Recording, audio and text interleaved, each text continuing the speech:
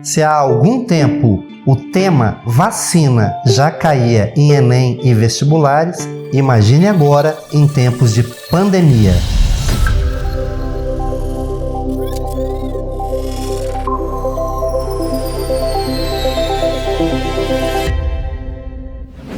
Olá galera, eu sou o professor Dinho e hoje nós vamos falar sobre vacina.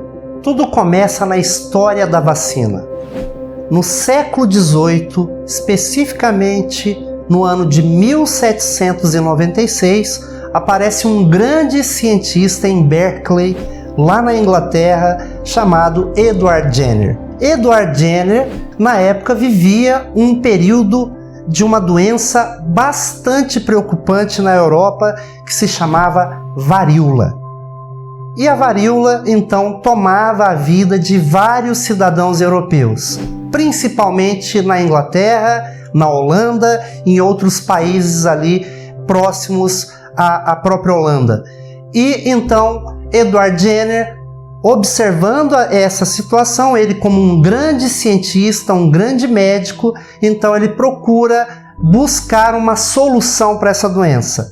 E de repente, ele observando toda a situação dessa pandemia que estava se instalando na Europa, ele começa a perceber que as pessoas que ordenhavam vacas nunca ou quase nada, ficavam doentes. Então ele começou a tentar investigar isso usando a metodologia científica da observação. E ele começa então nessa observação a visualizar algumas feridas nas tetas das vacas no momento da ordenha.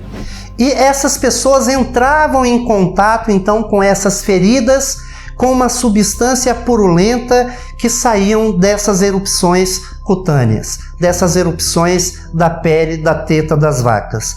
E aí, pensando nisso, ele começou a pensar numa situação.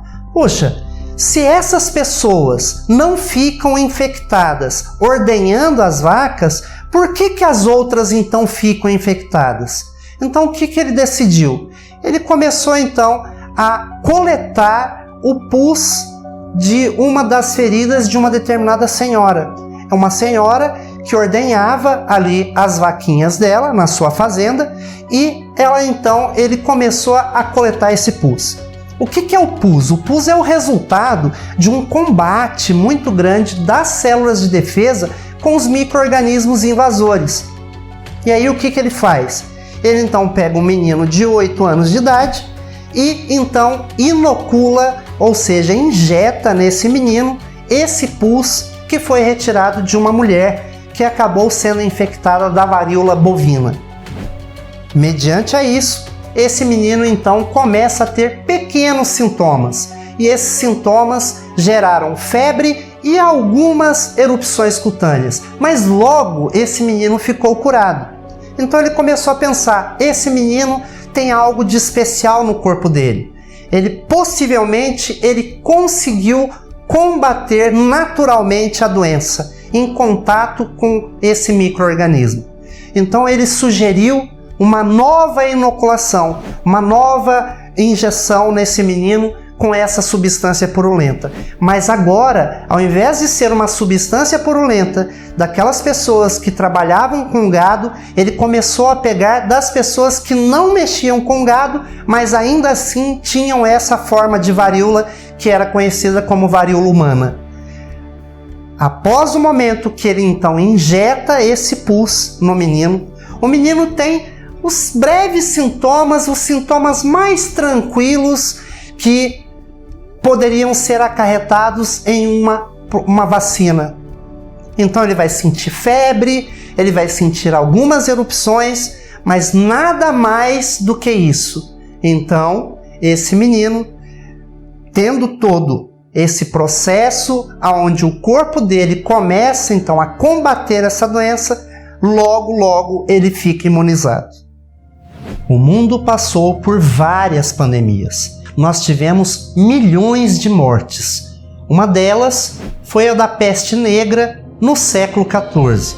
Matou 75 milhões de pessoas. E também nós tivemos uma pandemia no século XX, em 1918, que foi a gripe espanhola. A gripe espanhola matou mais de 50 milhões de pessoas. Agora, atualmente, nós vivemos o problema da pandemia do Covid. O Covid hoje no mundo tem mais de 60 milhões de infectados, com 1.400.000 mortos. Só que no Brasil nós tivemos 6 milhões de infectados até agora e cerca de mais ou menos 170 mil mortes. Mas o que fazer com tudo isso? O que nós esperamos é que uma vacina esteja pronta para que nós possamos imunizar a população, para que nós não tenhamos esses dissabores no futuro e nós não percamos pessoas importantes que fazem parte da nossa família. E é por isso que hoje existem mais de 119 projetos de pesquisa com relação à vacina do Covid. E nesses 119 projetos, nós temos cerca de 8 projetos que já são testes clínicos, já testados, porque existem 2 testes. Nós temos o teste clínico e nós temos o teste pré-clínico. O teste pré-clínico é aquele teste feito em cobaias, em animais, macacos, coelhos, cães, e esses testes ainda não podem ser feitos em seres humanos. Existe uma série de protocolos com relação à Organização Mundial da Saúde para que esses testes possam ser ali, com o mínimo possível de erro, ser ali testados em seres humanos. E os testes clínicos são aqueles que nós já temos os testes aí sendo efetuados em seres humanos. E com certeza nós teremos aí para o ano que vem uma vacina que será eficaz no combate a esse vírus, o coronavírus, que não é um vírus de agora. Esse vírus, o coronavírus, ele já é de uma família há muito tempo atrás, uma família muito distante, que inclusive é uma família pré-histórica de vírus. Nós já temos esse vírus desde a pré-história, mas não tem problema. Nossos cientistas são capazes e vão achar uma solução para esse problema. Eu, como microbiologista, eu tenho certeza disso, que nós temos capacidade de lutar e combater esse mal que está assolando o nosso planeta. Mas como é a vacina? Como ela é feita? A vacina, pessoal, ela é feita de um vírus enfraquecido, ou que a gente chama na linguagem científica, um vírus atenuado. Ou ela pode ser feita também através de proteínas, ou até mesmo pedacinhos do material genético, pedacinhos do RNA ou do DNA. E esses pedacinhos do material genético, eles entram no corpo quando é injetada a vacina e são considerados o que nós chamamos de antígenos. Os antígenos, pessoal, é todo e qualquer objeto ou substância estranha que entra no nosso corpo. E a partir dessa substância estranha, nós temos células de defesa que são chamadas de células apresentadoras de antígeno.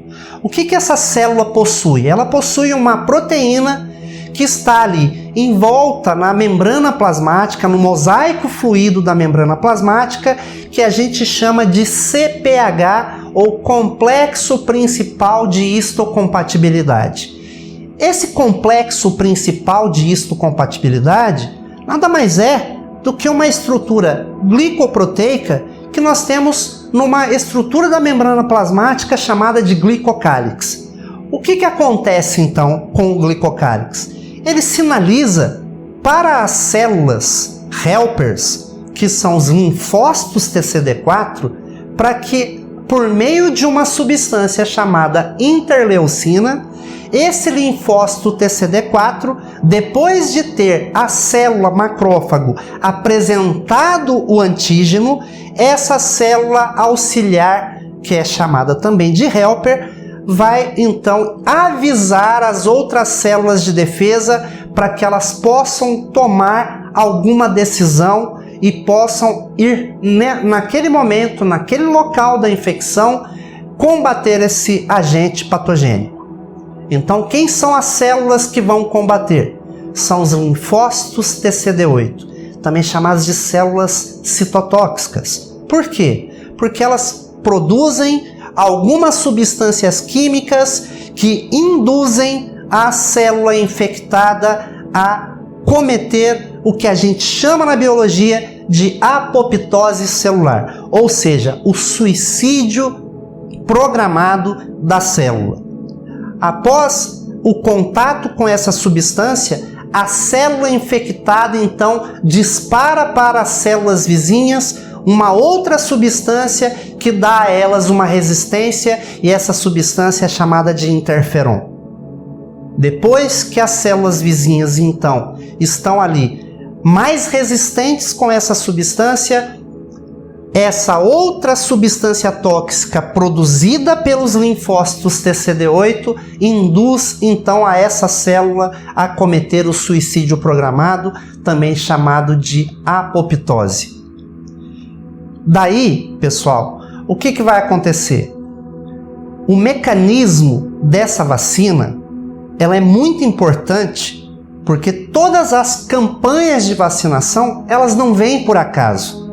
Para que o nosso corpo produza uma resposta que a gente chama de imunidade humoral e imunidade celular, que é, ao mesmo tempo, a duplicação e o aumento das células de defesa, cria-se também uma imunidade onde nós temos uma produção bem grande de anticorpos. Então, qual é a diferença de anticorpo e antígeno? Antígeno eu já falei para vocês, é todo o corpo estranho. Você pode pegar isso pelo ar, você pode pegar isso por gotículas de saliva, e é por isso que nós usamos máscara. E você pode também pegar, por exemplo, tomando uma água ou um suco na garrafinha do outro, no copo do outro. Então, quando nós entramos em contato com esse antígeno, automaticamente todo esse processo que eu falei para vocês, desde o reconhecimento desse antígeno, até mesmo a duplicação celular dessas células que vão combater, mais a produção de anticorpos, que são proteínas produzidas pelas células de defesa, que facilitam ali a fagocitose das células fagocitárias, o englobamento dessa partícula viral, o englobamento do vírus, o englobamento da bactéria. Então acaba propiciando a essas células de defesa um combate muito mais eficaz, muito mais efetivo. E por que a vacinação é importante? A vacinação é importante porque desde a primeira inoculação, desde a nossa primeira dose, nós começamos a criar ali uma memória. E essa memória imunológica nós não podemos perder.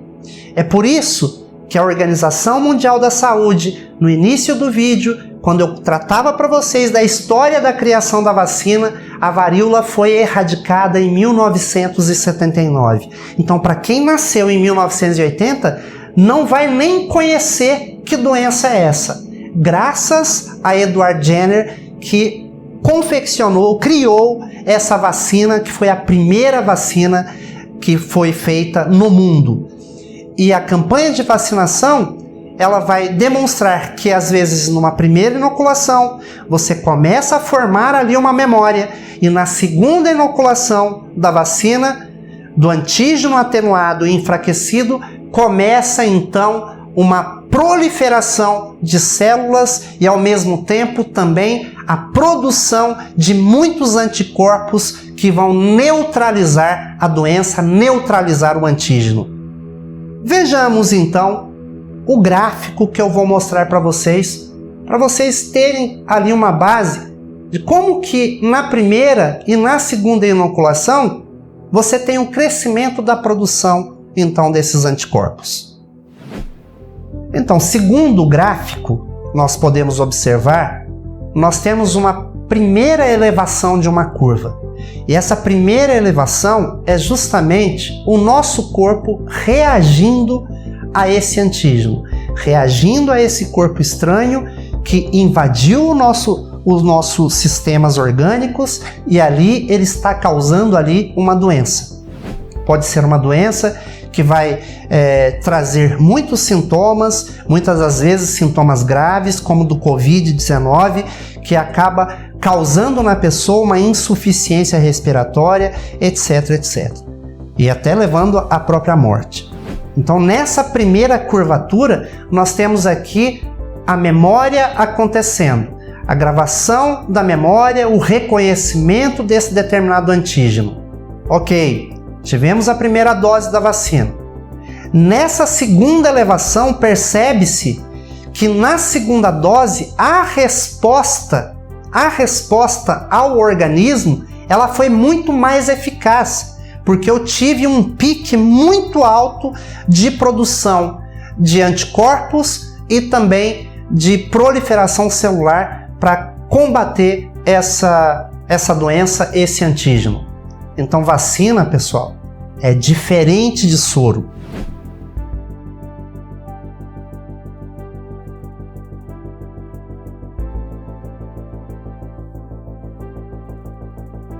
Quando nós falamos em vacina, nós falamos em algo que é ativo, que é duradouro.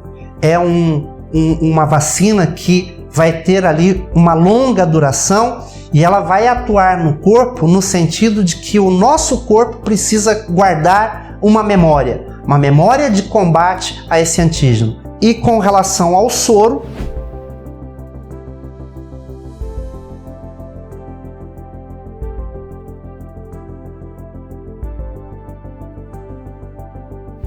o soro, então, ele não guarda essa memória, porque o soro, ele é o anticorpo pronto. Ele vai agir ali, por exemplo, no veneno da serpente, no veneno da aranha, do escorpião, no veneno da abelha, na toxina produzida por esses animais. Então nós temos um anticorpo que vai lá, neutraliza esse veneno, neutraliza essa toxina e pronto.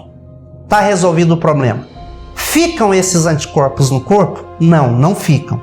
Mas a memória antigênica, a memória que as nossas células de defesa fazem com relação a esse antígeno, ela fica ali no nosso organismo, quando se trata de uma vacina. Beleza? Então essa é a explicação para esse gráfico. Nós temos uma primeira dose e uma segunda dose. E é por isso que crianças, quando vão tomar ali a vacina da poliomielite, por exemplo, elas tomam uma primeira dose, tomam uma segunda dose e às vezes tem crianças que tomam até uma terceira ou uma quarta dose.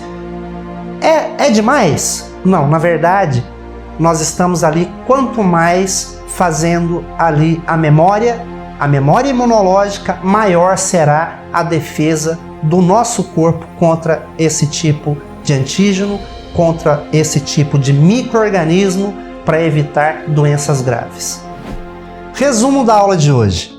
Nós vimos a história da vacina, nós vimos a criação da vacina por Edward Jenner no ano de 1796, nós vimos também a importância da vacinação, nós vimos os mecanismos de ação da vacina e também podemos ali interpretar um gráfico que cai bastante nas provas de vestibular e nas provas de Enem. Se você gostou da aula de hoje, se inscreva no meu canal e compartilhe com seus amigos. Queridos, não se esqueçam, aqui a biologia não tem limites. Um grande abraço e até a próxima aula. Beijão para vocês!